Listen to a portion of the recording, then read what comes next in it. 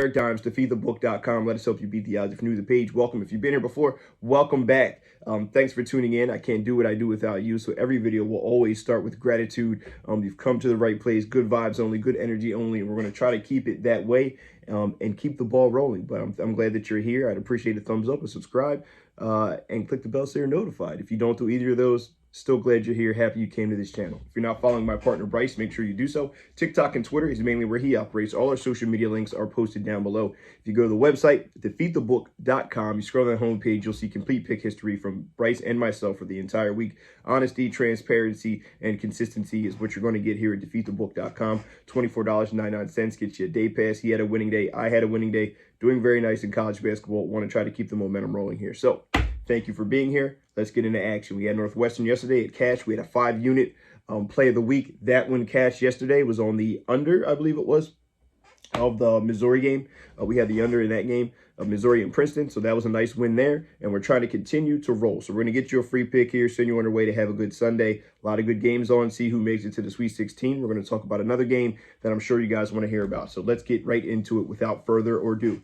Now, we have Jamie Dixon and his Horned Frogs going up against Gonzaga. This should be another great matchup. 9:40 here tonight, late game. TCU 4.5-point underdogs. Total set at 157.5, moving down to 156.5.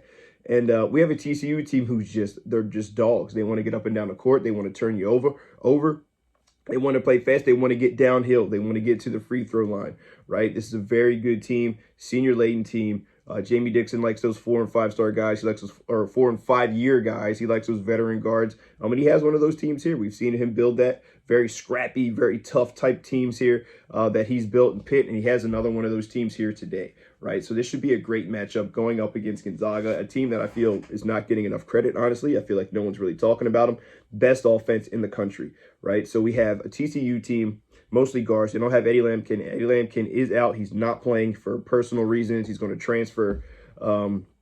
He's entered the transfer portal. So taking a look at that, they are a very good offensive rebounding team. TCU, not a very good defensive rebounding team, which is something to keep in mind here. We know this Gonzaga team is not outstanding. I think people get wrapped up in the they don't have a rim protector type deal, and they really don't have a tremendous rim protector this year, but they rebound the ball very well defensively. And when you're a good defensive rebounding team, you hold teams to one and done, especially teams like TCU who rely on offensive rebounds to get buckets. This is a very deep team in TCU. They're going to get up and down. They're going to play a lot of guys, but they really need to crash the glass and get buckets. And you have a good rebounding team in Gonzaga. It's really going to make a difference here. TCU does not shoot the three very well. They don't make free throws very well. The head of the snake is Mike Miles. He's the guy. He's the one that's going to make the plays. He's the one that's going to make the buckets. He's the one that's going to get guys involved here. Now, this Gonzaga team on the other side, we know has a lot of guys. We talk about the limited scoring from TCU. They've played nothing like the team that they're going to play here this year. They've faced nothing like this, in my opinion. This Gonzaga team has 4 to 5 guys that are shooting over 37% from three. We have Timmy. They can dump it down below. And they really don't have an inside rim protector either.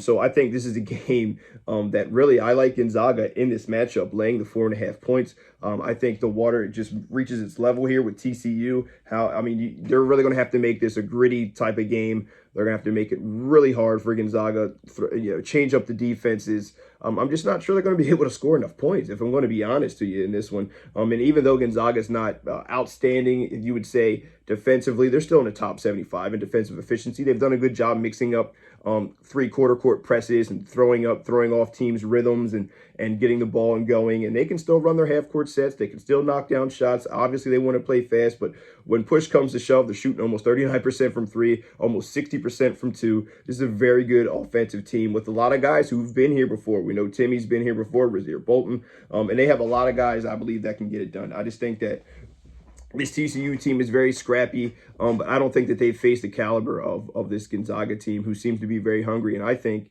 that they finally turned the page here and get things going. And I think they're going to make a statement win here tonight against a very sound TCU ball club. Give me Gonzaga. I'm going to lay the 4.5 as the official free pick of the day. If you like it, take it. If you don't, it's all good. But best of luck if you decide to tail. Derek Dimes, defeatthebook.com. Guys, let us help you beat the odds. Best of luck if you decide to tail. But either way, hope you guys have a great Sunday. Good luck.